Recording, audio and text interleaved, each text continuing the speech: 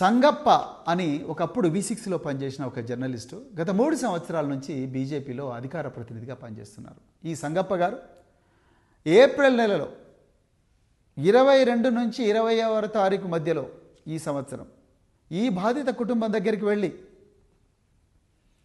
వాళ్ళందరితో మాట్లాడి వాళ్ళందరినీ తీసుకొని హైదరాబాద్లో జూబ్లీ హిల్స్లో నివాసం ఉంటున్న బండి సంజయ్ గారి ఇంటికి వీళ్ళను తీసుకుపోయినరు.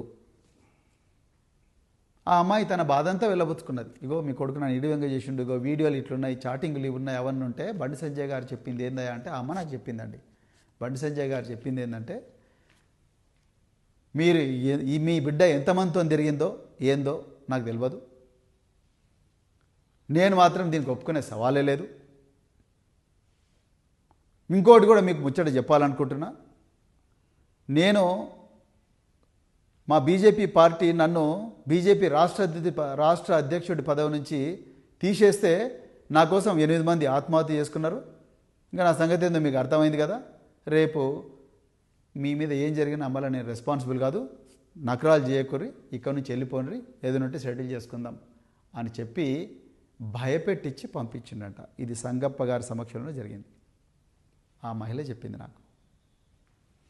ఇవాళ నేను హైదరాబాద్ పోలీస్ కమిషనర్ గారిని, డీజీపీ గారిని డిమాండ్ చేస్తా ఉన్నా, బండి సంజయ్ గారి ఇంటి దగ్గర ఉండే సీసీటీవీ కెమెరాల ఫుటేజ్ అర్జెంటుగా తీసుకోండి. ఆయన కాల్ డీటెయిల్స్ తీసుకోండి, సంగప్ప కాల్ డీటెయిల్స్ తీసుకోండి, ఈ బాధితుల కాల్ డీటెయిల్స్ తీసుకోండి, వాళ్ళ టవర్ లొకేషన్స్ చూడండి. మీకు 2 నిమిషాల్లో కేంద్ర హోంమంత్రి ఏం చేసిండో మీకు అర్థమవుతుంది. మీరు అవన్నీ చేయలేదు. ఇంకా మీరు ఆయన కాపాడాలని ప్రయత్నం చేస్తున్నారు. ఎందుకంటే రేవంత్ రెడ్డికి ఎట్లనే చేసి బండి సంజయ్ని కాపాడాలన్నది ఈ మహిళల మీద వీళ్ళకుండే గౌరవం ఏదో మనకు అర్థమవుతున్నది. ఇలా రీల్స్ మీద రీల్స్ చేసే సీతక్క గారు ఎందుకు మాట్లాడడం లేదు, కొండ సురేఖ గారు ఎందుకు మాట్లాడడం లేదు,